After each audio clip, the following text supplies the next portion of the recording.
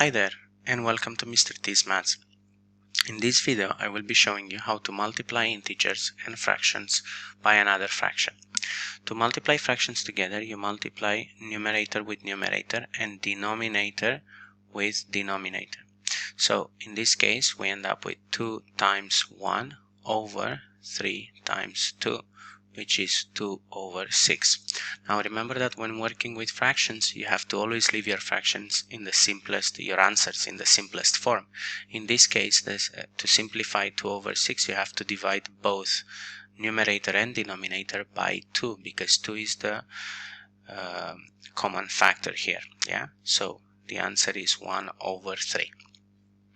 Okay, when we multiply integers by fractions, we have to remember that integers in fraction form are nothing less but the integer, the whole number itself, over 1.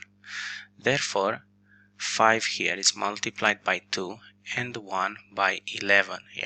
A common misconception is to multiply 5 by 2 and by 11. Okay, that's not the case, so be careful. Therefore we end up with 5 times 2 over 1 times 11, so that's 10 over 11. Now this is in the simplest form, so we don't need to worry about it. I prepared some examples for you. Feel free to just pause the video, try them yourselves, and then just check the answers. Okay, I will solve this for you. So in this case we have I'll remind you that it's numerator with numerator, denominator with denominator. So 1 times 1 over 2 times 3, which is 1 over 6. Okay, here 2 times 1 over 3 times 5 equals 2 over 15. And 1 times 1 over 2 times 7, which is 1 over 14. You might wonder, well, why is he writing this middle step? It's really easy. You could just come up with the answer straight away. Well, I do recommend at the beginning to write this step down, because it will help you memorize, remember the method of multiplying fractions, which is numerator by numerator and denominator by denominator. Okay, as you get better and better, you don't really need to do this. You don't need to write this middle step, so you could just put the answer straight away. Okay, I have here another set of examples. Okay, first one is a whole number, so I'll remind you that whole numbers are the same as the number itself over 1.